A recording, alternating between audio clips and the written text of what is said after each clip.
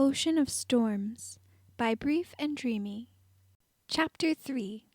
It wasn't until a week or so later that Harry realized he'd never told Ron and Hermione about Colin. He'd been preoccupied. Every time he thought about Malfoy and what had happened, his skin burned and his pulse sped up in panic. He tried not to think about him. Each time a Malfoy-oriented thought appeared, Harry would remind himself that he wasn't going to think about Malfoy. He was going to put Malfoy right out of his head. But there was something so familiar about letting his thoughts run in that direction, as if he'd worn grooves into his mind during his 6th year. What was Malfoy up to? It didn't matter. Harry didn't care. He just wanted Malfoy to leave him alone. Only Malfoy wouldn't stop looking at him. The back of Harry's neck would prickle, and he'd know that Malfoy was at it again, staring.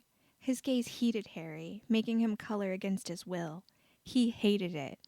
Malfoy would be there, chin resting on his hands as he lounged on the armrest of the sofa. That fucking smirk, an eyebrow raised. I'm waiting.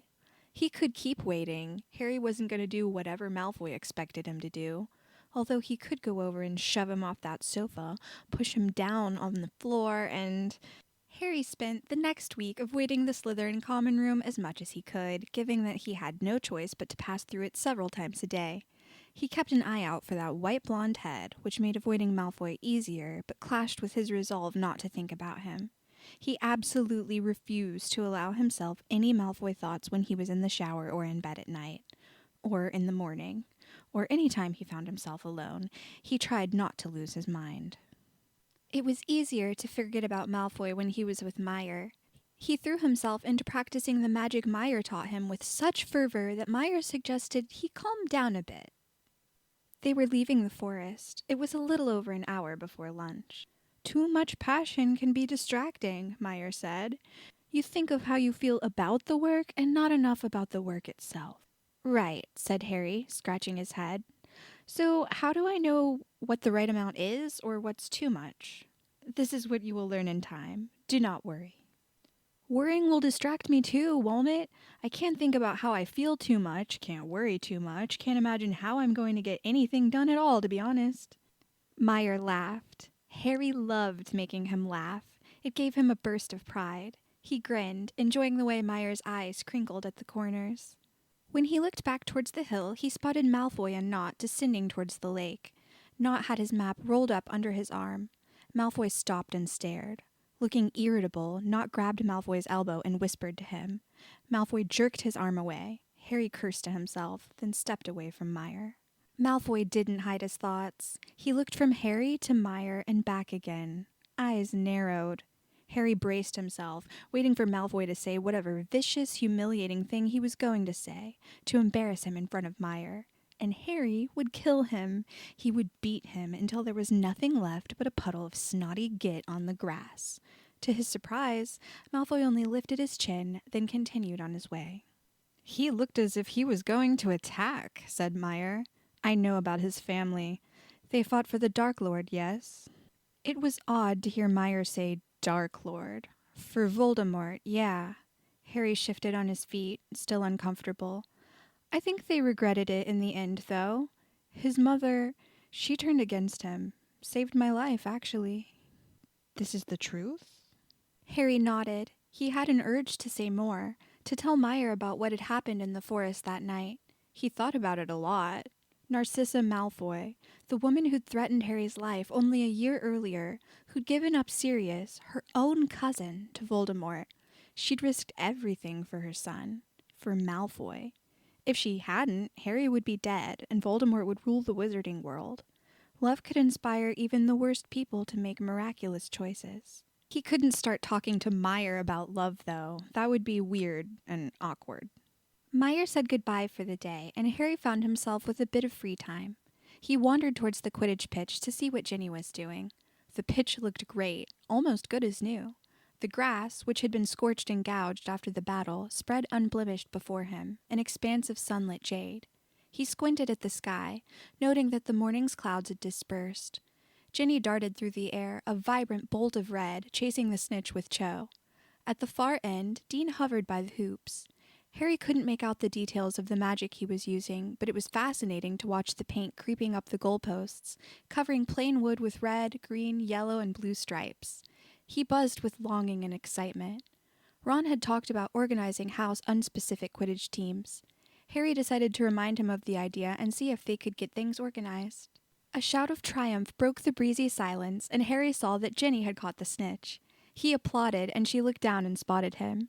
Harry waved, and both girls waved back. When he saw that they were starting another game, he decided to return to the castle to read a bit before lunch. He was halfway up the hill when he saw Malfoy again. He strode faster, hoping Malfoy would let him be, but no such luck.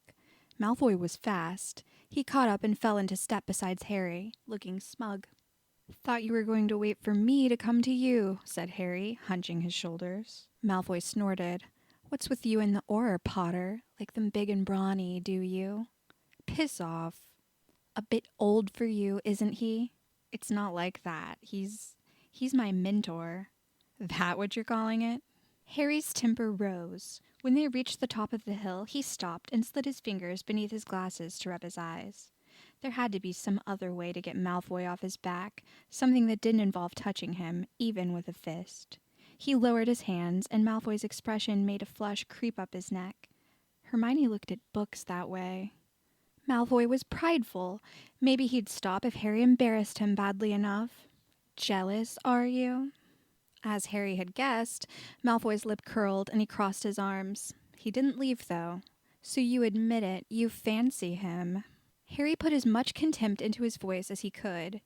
"You seem to care an awful lot about it. Why are you so obsessed with me?" Malfoy glared, licking his lips, the pink tip of that tongue darting over a mouth that looked softer than Harry had realized. Smooth, pale skin curving over sharp cheekbones. Gray eyes that always seemed to glitter, and that long, lean body, just short of truly skinny, stronger than it appeared, Harry remembered, and always held with elegant confidence. Poised begging to be shattered. Harry wanted to grab him and shake him. Malfoy's strange little smile showed that he'd noticed Harry staring. "You don't even know yet, do you?" Harry knew exactly what he meant, so he didn't answer. "Or maybe you do," Malfoy continued, moving closer with slow, measured movements. "You just can't stand that I'm the one who made it clear." "I can't stand anything about you," said Harry. Malfoy reached towards him. His hands wavered. He placed one of them lightly on Harry's shoulder, then whispered, close enough that his breath puffed against Harry's neck. "And I deeply and passionately despise you. But we don't need to like each other to deal with this tension." A hard shiver ran through Harry's body. He wanted God. Malfoy made him so. He looked down to see if it was obvious, and Malfoy snorted. Harry's fingers twitched, and he was shocked to see that they were resting against Malfoy's waist. Fabric against his fingertips and skin beneath it. He gathered the material into fists. "I should drag you down on the grass and see to you once and for all," he said, not really knowing what he was saying, knowing exactly what he was saying. Malfoy's knees dipped, and he whimpered, "God damn it, Potter. What are you going to do? Just do it already." He moved even closer, and Harry felt him hard against his thigh, insulting and presumptuous. How dare Malfoy be hard for Harry? How dare he show Harry by practically rubbing up against him? Harry could grab him. He could grab Malfoy's crotch and squeeze and see how he reacted to that. "Just do it," said Malfoy, his voice ragged. Harry shoved him hard and then stumbled away. For fuck's sake, they were right out in the open where anyone could see. He looked around, but there was no one in sight. He took a long, shaky breath. "Stay away from me." It came out more like a whine than a command. Harry squeezed his eyes shut, then marched towards the castle, making his strides as long as he could. He wouldn't give Malfoy the satisfaction of seeing him run. He was going to find a broom, and he was going to fly until he was so exhausted that he wouldn't even remember Malfoy's name, much less what he felt like trapped beneath Harry's body on the ground.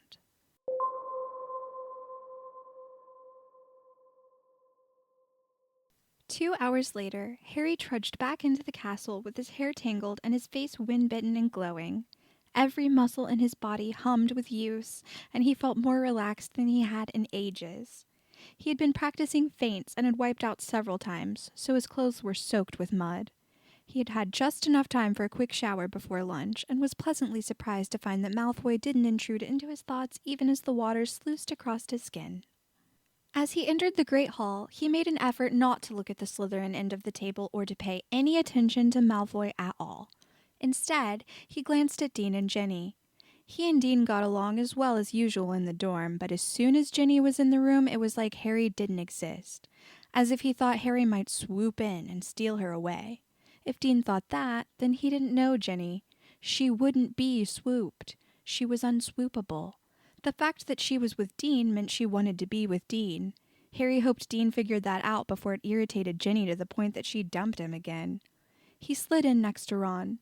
Hermione sat across from them, which gave Harry peace of mind, knowing he wouldn't have to put up with watching them snog. Daphne Greengrass strode in, Astoria at her side. She headed straight for the Slytherins at the far end of the table, her heels clicking against the stone floor. As they passed the larger group, Astoria stopped. Daphne continued on for a moment, then noticed her absence. "Story, what are you doing?" Astoria gave her a defiant look, squared her shoulders, and then slid in between Luna and Seamus. Everyone went quiet. Astoria folded her hands in her lap and smiled around the table. "Would you mind passing the carrots, please?" She paused for a moment, looking at Hannah as if trying to remember her name. Hannah. She nodded to herself. Beaming, Hannah passed her the dish. "Of course, Astoria." "Story!" hissed Daphne. "Thank you very much, Hannah." She pushed her thick blonde hair off her shoulders and helped herself to carrots. "You are very welcome, Astoria," said Hannah. "Would you like some chicken, Astoria?" asked Parvati. "No, thank you, Padma. I don't eat meat, but I'd love some nut roast." Parvati's brow creased at the name, and she glanced at Lavender. Lavender shook her head. "Here you go, Astoria." Parvati slid the nut roast across the table. "Thank you so much, That's Parvati," said Luna.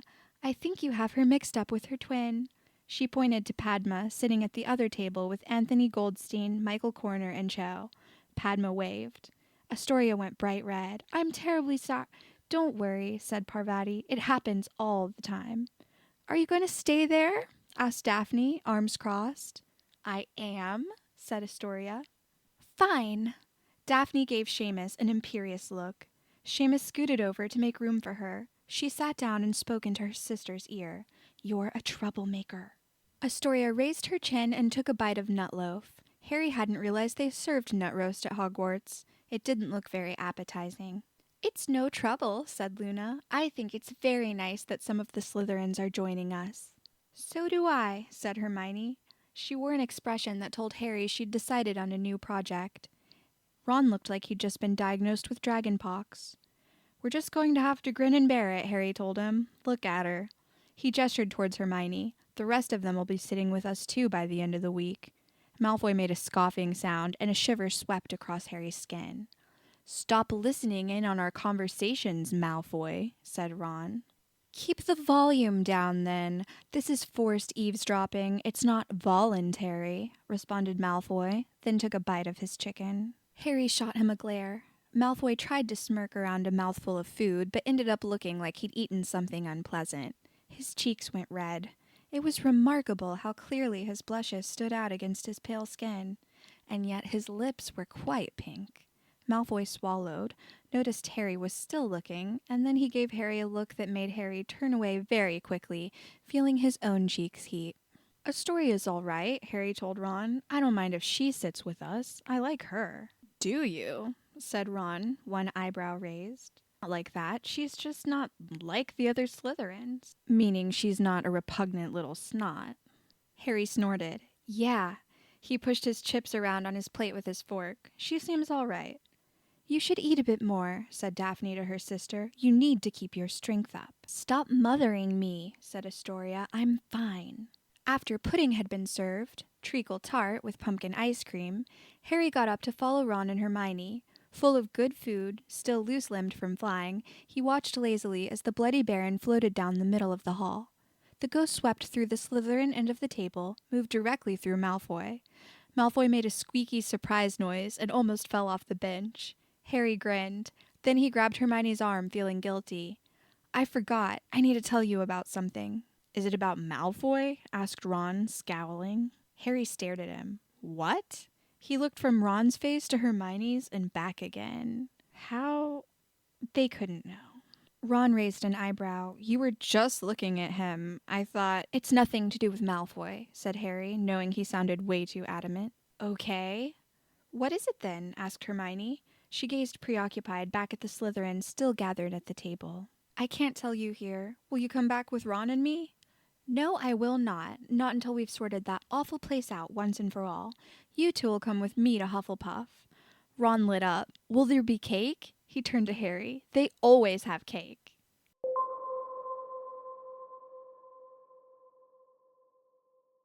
Hermione drew her wand and tapped the barrel in the middle of the second row. Tap, tap, tap, tap, tap. The lid sprang open and she crawled through. Ron spent a second too long admiring the view, so Harry kicked him. Bloody hell, mate! Ron glared at Harry, then dragged his lanky body through the opening. Harry followed after. It's like crawling out of a hole into the sun again, said Ron, smiling happily. I should have been a Hufflepuff. Hufflepuffs are hard-working, said Hermione. Yeah, probably best things turned out as they did.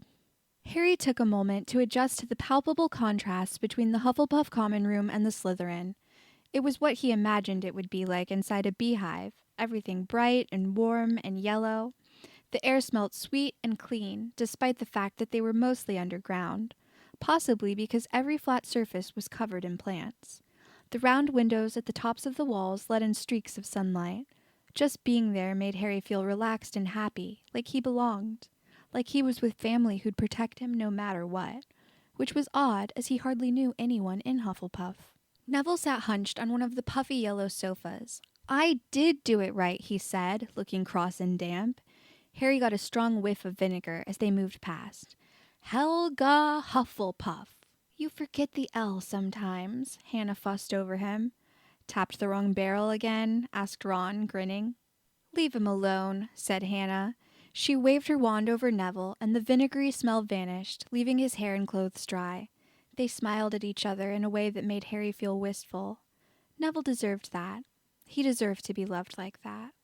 Hufflepuff was much livelier than Slytherin. It seemed that the majority of students who'd returned for the reconstruction were housed there. The Hufflepuffs themselves, of course, Hannah, Ernie, Justin, Susan Bones, some others whose names Harry wasn't sure of, and students from other years. No Zachariah Smith, which wasn't a surprise, but most of the Ravenclaws too, and the female Gryffindors. Harry started to feel a bit irked. Why are we living in the fucking dungeon again? It wouldn't be right to leave the Slytherins all on their own, said Hermione. Not nice to leave us alone with them. Plus, you'd eat all our cake, said Padma, as she sprayed one of the ferns with a tiny copper water bottle. Hermione smiled and gestured for Harry and Ron to follow her. Ron grinned. He grabbed a currant bun from a tray on a nearby table and took a large bite. Padma's got a point, he said through crumbs. We would eat all their cake. Hermione led them into the bedroom. Luna was sitting on her bed, bent over Lavender, who was cross-legged on the floor in front of her. She wove vines through Lavender's dark blonde hair. The vine's large purple flowers in combination with Lavender's scars gave her a fierce, wild look. Parvati knelt in front of her girlfriend. You look so beautiful, she said, touching Lavender's face, her eyes brimming with tears, like a warrior princess. Lavender's lips trembled. Don't you start, or you'll get me going too. They started kissing. Ron whistled, very casual, and plonked himself down on one of the beds. He bent his face towards his knuckles, but Harry could see him watching the girls out of the corner of his eye. Passion flowers attract friendship and prosperity, said Luna, and they're known to increase the libido. Do they really need to do that? Asked Harry. Luna patted Lavender on the head and stood. We should leave now, she said to the girls. Harry wants to say something secret to Ron and Hermione. Once they were alone in the room, the three of them gathered on Hermione's bed. Harry ran his fingers through his hair, considering what to say. Colin had given him so little to go on. He just decided to present the facts as they were. Right, said Harry. Colin Creevey is a ghost. Oh, said Hermione, her hand going to her mouth. Oh no. Her eyes started to glisten. Colin, said Ron. I never would have thought. He frowned and wrapped his arms around Hermione's shoulders. Harry felt bad about not anticipating Hermione's reaction. He seems okay about it. Cheerful even. Hermione wiped her eyes and took a few deep breaths until she was able to speak. It's just awful. He'll never be able to move on now.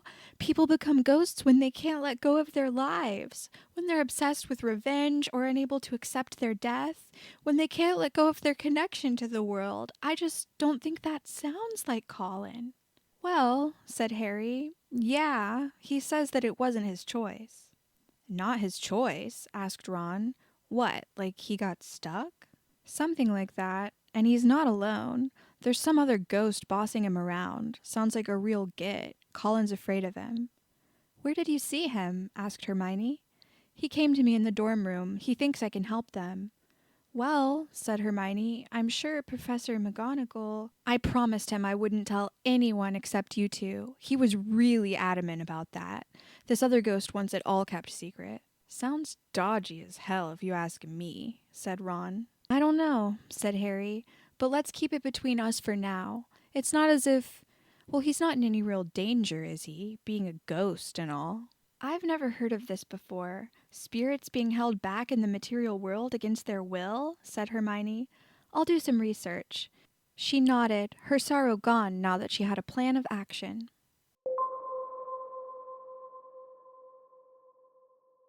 Hermione set off for the library while Harry and Ron returned to the Slytherin common room. Malfoy usually spent afternoons with Professor McGonagall working on some of the more intricate repairs that required transfiguration. This meant that the dungeons would probably be safe. Ron said the password, Splinter, and the stone doors slid open. The cold air hit Harry like a shower of ice water after the warmth of Hufflepuff, making him break out in goose pimples. He rubbed his bare arms. Gonna get a jumper, he said to Ron. Nott looked up from his map and watched as they crossed the room. He was like some kind of gargoyle, always there, peering at them. Harry gave him a nod to see what he'd do. Nott nodded back. As with Malfoy, Harry wondered what had drawn him back to Hogwarts. He was relatively friendly, but his father was serving a life sentence in Azkaban for what he'd done during the war. Harry wanted to trust him. He didn't want to hate him just because he was a Slytherin. The Blacks had been the worst sort of blood purist, and yet Sirius had been able to break free of that. Maybe it was the same for Nott. Harry still didn't find it easy. Nott's father had been in the graveyard. He'd watched Voldemort torture Harry and laughed. The dorm was empty when Harry entered. He bent into his trunk to search for a jumper.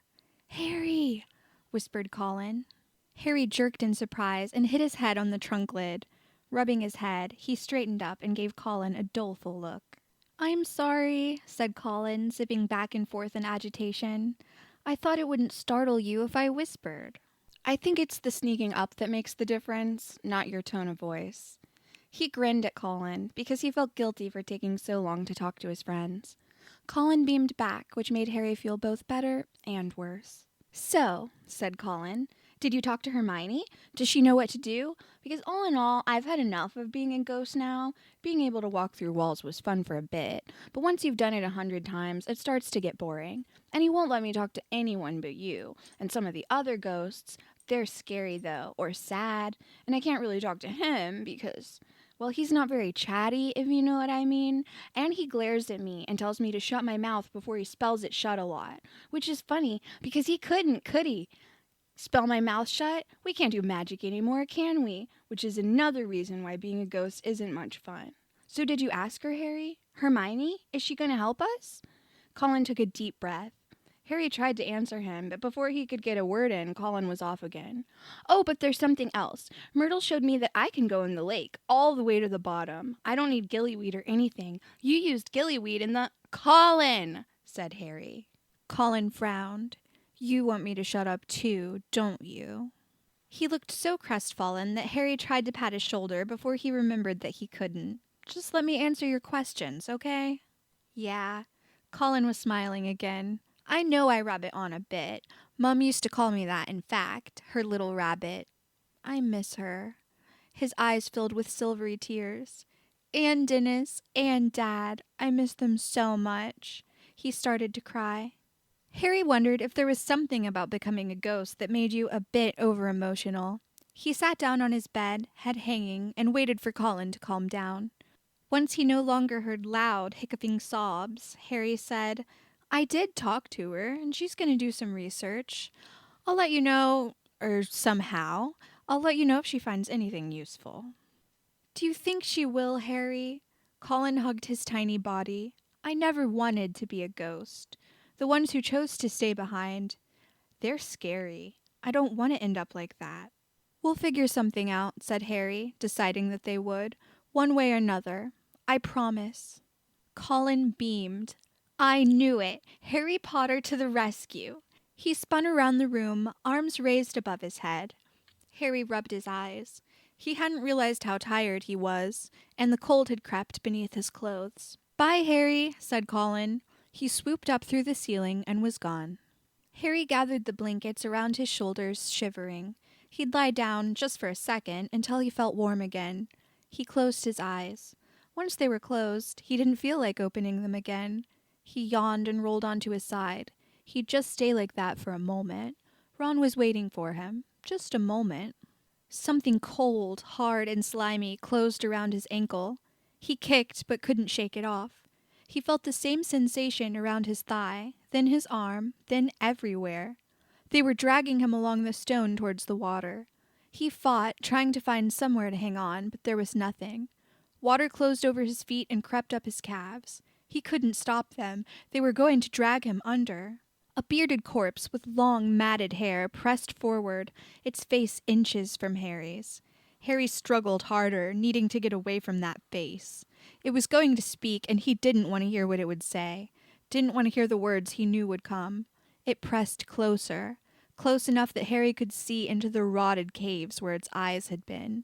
A shiny black clot of rotten flesh pulsed within its skull. No, it was dead. It was dead. Its jaw opened with a crack, emitting a rancid fog. Harry squeezed his eyes shut, but he still heard the voice, soft and familiar, in a way that made his heart clench. "Kill me," it said. "Kill me." Harry moaned, twisting in the grasp of the bone and rotted sinew holding him in place. They held him fast. He couldn't move. A moment later, the water enveloped him, thick and frigid. It closed over his head, and he couldn't pull any air into his lungs. He gasped, shivering hard and desperately trying to catch his breath. It was a dream. He'd been dreaming. His blankets had become twisted around his legs. He sat up, shoulders hunched, snatched the jumper he'd been after earlier, and put it on. The dread and sickness of the nightmare stayed with him. His heart beat fast with bleak, creeping panic. He wanted Jenny. She'd make it better. He walked on stiff legs through the common room. Ron got up from the sofa when he saw him. "Hey, you fell asleep. I didn't know if I should have—" "Harry?" "It's fine," said Harry, knowing he didn't look fine. Ron gave him an exasperated look. "Come on, you. I'm going to find Jenny." "Right, okay." Some of the Slytherins had returned to the common room while he'd napped. Not Malfoy, think Merlin. He heard Astoria say, "Oh, the poor dear, look at him," and hurried out into the corridor as quickly as he could. Remnants of the nightmare clouded his thoughts as he strode through the tunnels leading out of the dungeon, and a wave of sorrow threatened to make his eyes tear up. It had been a while since he'd had one this bad. It was probably Malfoy's fault, all that stress and anger. He forced himself to stop thinking about Malfoy. It took him a second to remember which barrel to tap, but he got it right. He kept his head down as he wove through the Hufflepuff common room, waving vaguely at people who greeted him. He couldn't see Ginny anywhere, so he headed towards the room where she slept. She would help him. He'd tell her his dream, and she'd make him laugh, and the sick feeling would go away. It would be fine. The brightness and the warmth of the room had already made him feel a little better. He pushed into the dorm, saw Ginny tangled up with Dean on her bed, turned around and walked out again, breathing hard. His mind went blank. He stood still, waiting for it to clear so he'd know what to do next. A moment later, Ginny burst out. "Harry!" Her hair was mussed and her face flushed. "Sorry," he said. A wave of irritation washed over him. "You should probably lock the door or something." She lifted her chin. "We were only snogging." He glanced at her and shifted on his feet. You had a dream, didn't you?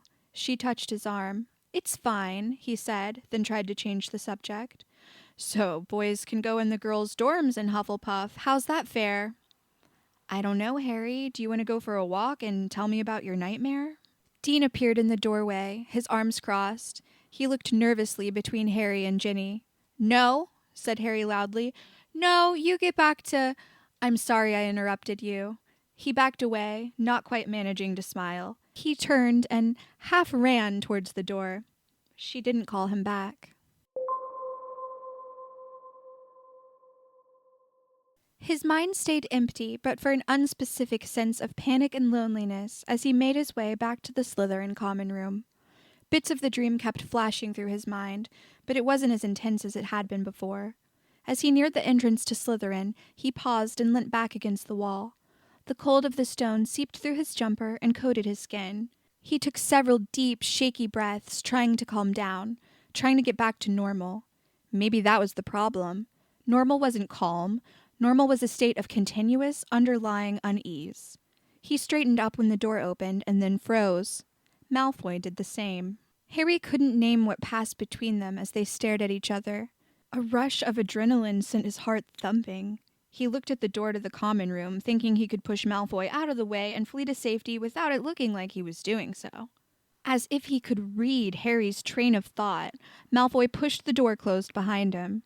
He peered past Harry, checking the corridor. Harry followed his gaze, hoping, but no, they were completely alone. Malfoy got a determined look and moved towards Harry. Harry shrunk back against the wall. Stay away! I told you to stay away.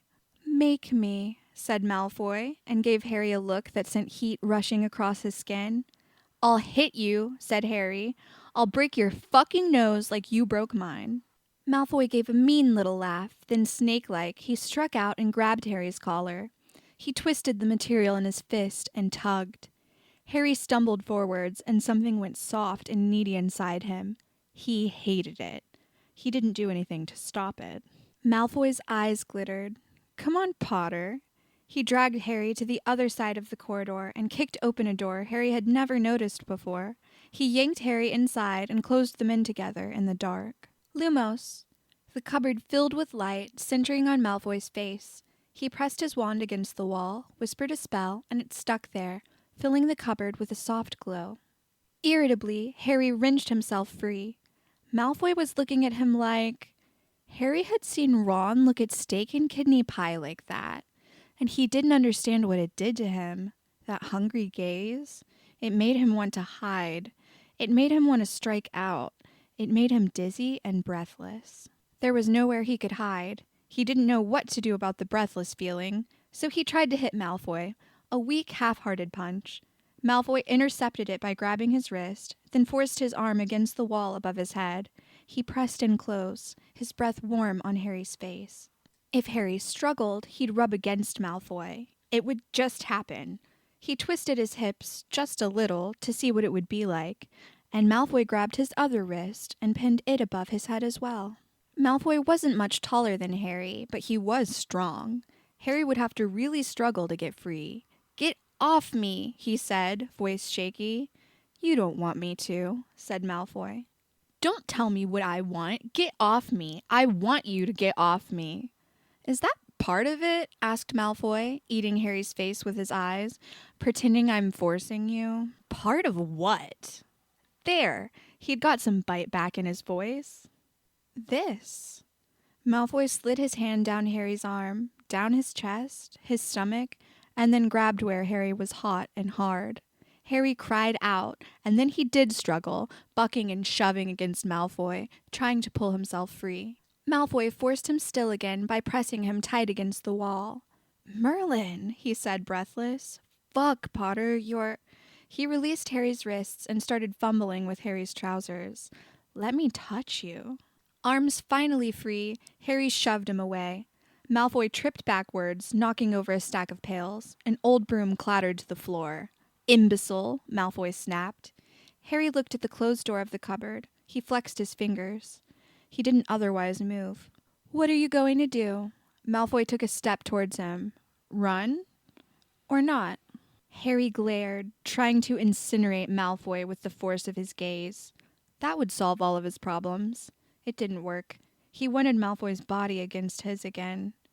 Run or stay? Malfoy lifted his hands. Go if you like. I'm not stopping you. Harry didn't think he could walk at the moment, much less run. He ground his teeth. So, Malfoy's voice cracked. You're staying. Without meeting his eyes, Harry nodded. Once. Malfoy lit up, bright as his Lumos charm. Good.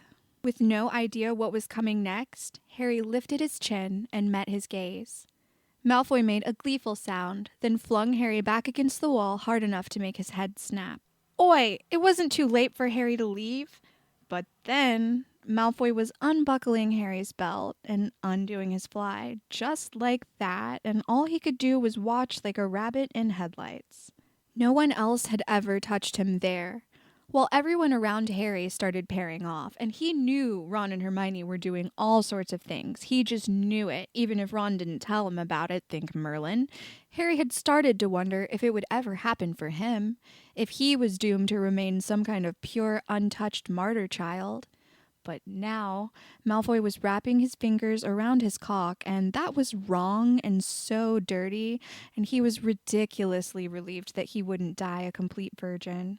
He was allowed this. Sex. This normal human thing. He was allowed, even if it was Draco Malfoy doing it to him. Malfoy had pale, bony fingers. Harry's cock slid red and shiny within them. He bit down hard on his lip and tried not to sob with pleasure as Malfoy began fisting him up and down. Malfoy grabbed Harry's waist with his free hand and pressed tight against him. Harry closed his eyes. You like that, Potter? That cut-glass accent whispering filthy things into his ear, high and breathless. My hand on your cock, you like it? Malfoy ground against Harry's hip. Slow, rhythmic thrusts. Harry kept his jaw clenched, trying not to make any noise. Fuck, it felt so good. And Malfoy had started making whimpering noises as he moved, and they drove Harry crazy. Malfoy's head fell against his shoulder, giving Harry a face full of soft, shampoo-scented hair. He stopped fighting and let himself feel his hips jerking into Malfoy's fist. He couldn't help it. He let out a helpless moan. Malfoy turned his head, and Harry thought he was trying to nuzzle his neck, but then Malfoy bit him. He dug his teeth right into Harry's skin, pumping urgently against Harry's hip, threatening to knock them both over. Harry braced himself against the wall. Malfoy groaned and started shaking. His grip on Harry tightened to the point of agony, and the pain shoved Harry over the edge, making him shout and come. He gave himself up to it, swirling down like being sucked into the icy cold lake in his dream. He was still held fast in Malfoy's arms when he resurfaced. Malfoy panted against his neck, his breath hitching as he inhaled. His hips had stopped moving. Okay, Harry said, squirming free. You've got what you wanted. What I wanted, Malfoy scoffed, then nipped Harry's neck one last time before letting him go. Harry backed up against the opposite wall, keeping his eyes down. He drew his wand, vanished the mess on his clothes and his stomach, and fastened his trousers. You're going to tell everyone, aren't you? Malfoy looked up from cleaning himself, radiating with self-satisfaction.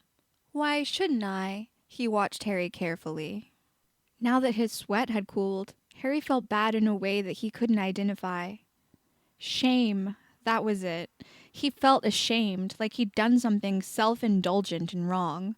The desire to hit Malfoy was gone, but the sense of loathing beat as powerful as ever. Because if you do, I'll never let you touch me again. Malfoy blinked. Then he grinned, which was wrong. Harry hadn't meant to please him. Why? Oh, no, he said. It's not going to happen again. That was it. You wanted to deal with the tension? It's dealt with. Right, said Malfoy. Sure it is. I mean it, said Harry. Malfoy grinned even wider. Scowling, Harry yanked the door open and left. See you around, Potter, Malfoy called after him. Harry slammed shut the door.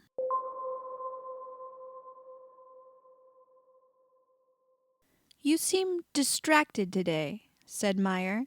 I hope nothing has caused trouble for you. I'm fine, said Harry. Clouds blocked the sun, turning the air cool and muggy gray.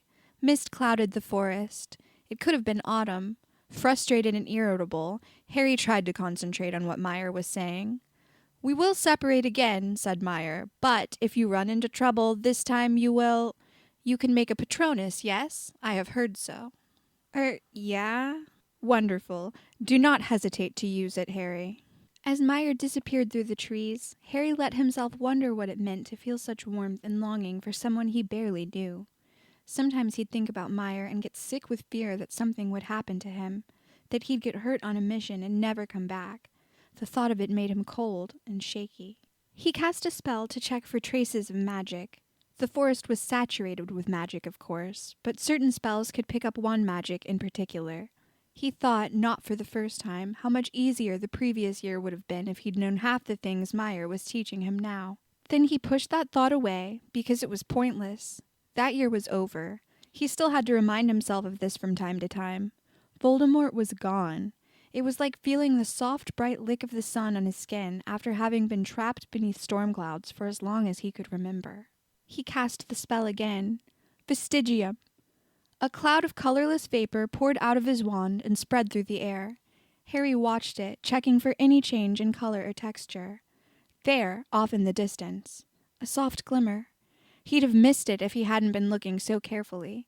He pushed between two trees. On the other side, he cast the spell again, and the vapor erupted into a glittering golden haze. Someone had cast magic here. A lot. And recently. At first, he didn't see anything else. Then he caught a whiff of something smoky. Squinting, he moved towards the far end of the clearing where the vapor had the brightest glow. Sure enough, he found an area where the air wavered and shifted. Something was under a disillusionment charm. Finite. The charm fluttered away, and Harry was confused. He'd expected to see something Meyer had left for him, or Meyer himself. Instead, he saw what looked like the remains of a campfire. A circle of stones surrounded charred branches. And there, just beyond, was a sleeping bag. Someone had been camping here. Harry paused. While curiosity tempted him to immediately explore the campsite, he knew that he should wait for Meyer. There'd be procedures to follow. He didn't want to disturb any evidence. And he'd learn, he reminded himself. Meyer would teach him how to do things properly. The warm feeling spread through his chest again. He clung to it, using it to force out the lingering remains of what had happened with Malfoy the day before. He closed his eyes and thought back. He was in Gryffindor Tower with Ron and Hermione, the three of them blissfully unaware that its damage made it unsafe. The elves had delivered a tray piled high with a startling variety of sandwiches, crisps, pumpkin juice, and fruit. They sat cross-legged on a bed, stuffing their faces. And it was over. It was all over. He was bruised, his heart ached for those who died in the battle, and he was slap-happy with exhaustion. But the people he loved most in the world were at his sides. Voldemort was gone, and all three of them were alive and truly free for the first time in years. Expecto Patronum! The stag leapt from his wand and disappeared between the trees. Harry didn't have to wait more than a couple seconds before there was a crack, and Meyer appeared before him. He spun around, holding Harry behind him protectively, and scanned the area. "There is a problem?" No. Harry's voice caught in his throat. He gestured towards the campsite. "I found something. I haven't touched it." Meyer's muscles lost their tension. "Good. Well done." He clapped Harry on the shoulder. "Phew, I thought you were being attacked again." Harry sighed and kicked at the dirt. "No." When he glanced up, he saw that Meyer was biting back a smile. Harry tried not to scowl. "I'm not helpless, you know. I can look after myself." "I know this, Harry. Believe me. But when we are on rounds, you are my responsibility." Meyer demonstrated spells to examine the campsite. One spell told them that it had been 4 hours since the disillusionment charm had been cast. Another spell shivered over the sleeping bag, highlighting anything that had been part of the human body. Meyer collected 3 strands of his hair and sealed them in a vial. It made Harry think of the crime shows Petunia used to watch on TV. "The hair will tell you who it is?" he asked. Meyer gave Harry a speculative look. It's more advanced magic, and there are procedures I must go through first." "I won't tell anyone," said Harry. Meyer grinned. "Given the circumstances, I think it's right that I should cast the spell here in the field.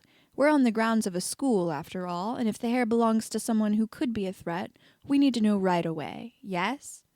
Yes, Harry nodded. All right. Harry watched, fascinated, as Meyer removed one of the hairs from the vial and made it float in the air in front of them. Corpus imago! The hair swelled and expanded into a thick, colorless cloud. Meyer moved his wand in a circular pattern, stirring the air, his brow creased in concentration. Harry sniffed, but the cloud had no odor. It continued to grow, slowly taking on a human form. It was like watching a person-shaped glass fill up with smoke. It's related to the magic used in Polyjuice Potion, said Meyer. The cloud continued to take shape. Arms grew fingers, hair sprouted from a head, a nose and eyes, a long, twisted face. Harry went cold and hot at the same time. Dolohov, he said. That's Anton Dolohov.